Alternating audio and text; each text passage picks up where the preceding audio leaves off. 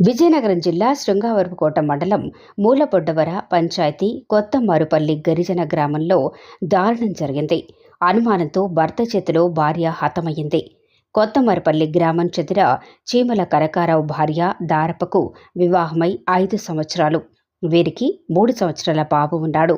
ఈ మధ్యకాలంలో భార్యాభర్తలు తరచూ గొడవలు పడటం జరిగేది.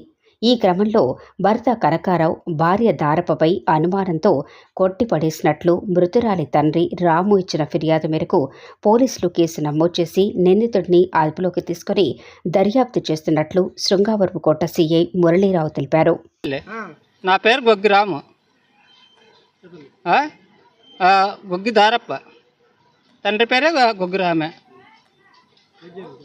ఏడు జరిగిందంటే నిన్న అక్కడికి హోటల్ కడికి దిగబెట్టేసి నేను వచ్చేసిన తర్వాత వెళ్ళి తీసుకొచ్చాడట. తీసుకొచ్చి మీ పాపకి ఇలా తీసుకొచ్చినా దాంటేసి ఇలా పారిపోయింది అని చెప్పాడు. ఆ తర్వాత నింపడం మొదలెట్టినాం. పొద్దుపూట 7 గంటల వరకు నింపినాం, దొరకలేదు. పొద్దున్న దొరికింది అంతే. ఎక్కడ ఆ నోన్న ఆ గొట్టాలు, ఇప్పుడు రైలు పట్టాలు ఉన్నాయా, ఆ గొట్టాలు కూడా దోపేసి సీతా కొట్టేసి ఉన్నాడు.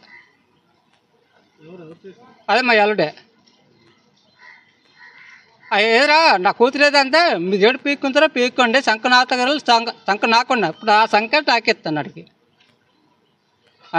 ఆ చెప్పపాయి చూపిస్తాను ఇప్పుడు అడిగి.